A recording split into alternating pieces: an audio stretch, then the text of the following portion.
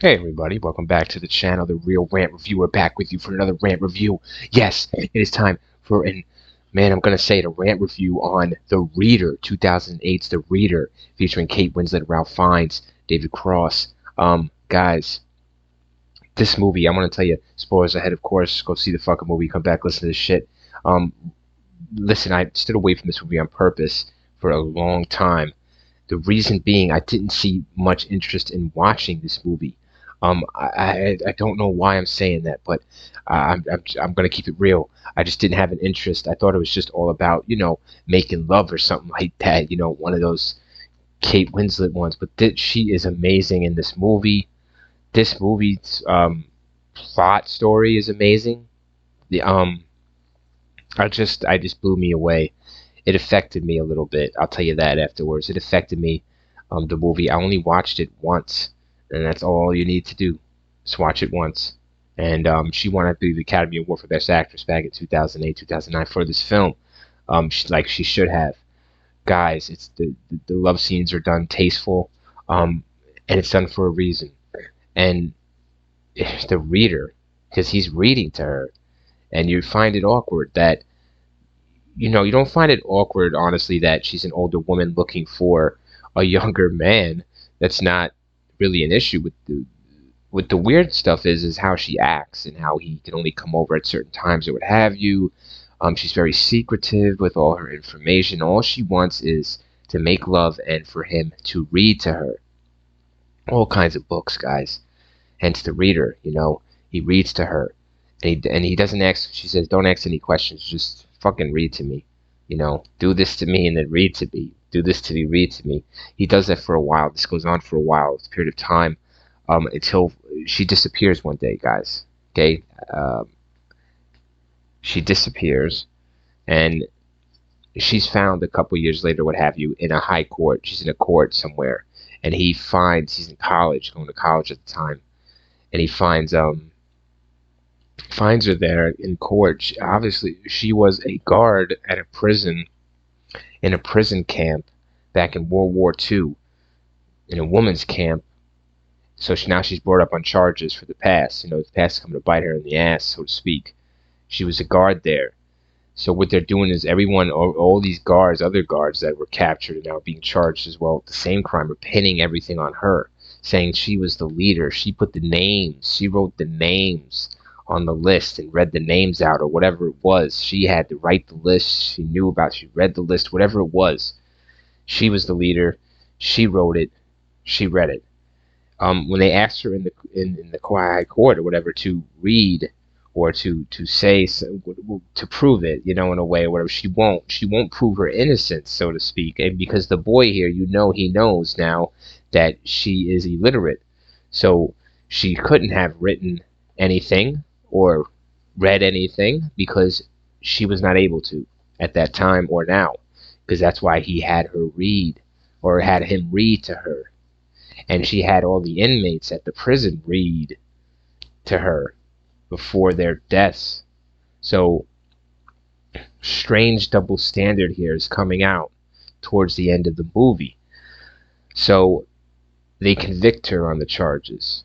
She's convicted for a certain amount of years, I believe, guys. I don't know, don't hold me this shit. See this fucking movie. And Ralph Fiennes is coming in there at this picture. He plays the older dude, older version. I didn't like that part. I thought it rounded the movie for me, having Ralph Fiennes as the older boy. No, don't do that. Find someone else. I'm not even gonna give my rant review on that. Should I? What do you think? Yeah, bad casting. But anyways, I didn't like how it slowed the movie down for me. It rounded it. Didn't buy his emotion. Anyways, he ends up growing up. She spends time in prison. What he does while he's growing up, though, is send her, teaches her how to read and write, guys. Basically do cassette tapes and shit. Kind of like Hooked on Phonics. So this movie takes place, I think, in the 70s or some shit. I don't know. Don't hold me that shit. 60s, whatever the fuck. And so she thinks that she's, what I like is, what I don't like, because it hurts. She thinks she's having this relationship with him again, this romantic relation, that he has feelings for her, which I don't understand why he doesn't just come out and say it. Yeah, maybe he doesn't then, or he needs to come out and say that. He doesn't. So she, for all these years, while she's listening to his voice on this tape, and she, they're corresponding, and she's basically his only friend. And they shared this romantic interest in the past. I mean, they had history, and he blows her off, guys. Like, just doesn't really treat her with any kind of. There's this one scene, I guess, where towards the end, of course, where they're talking, and he's like, "Listen, yeah, I got you a job, got your place to live when you get out. It's all good."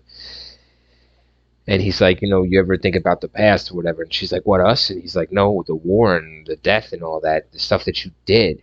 And she's just like, "The dead is the dead," or whatever, the way she says it or whatever. And he's just turned off by it. But I don't know. I don't know what to want to get. I don't know what I want out of this. So I don't blame Mr. Ralph Fiennes here.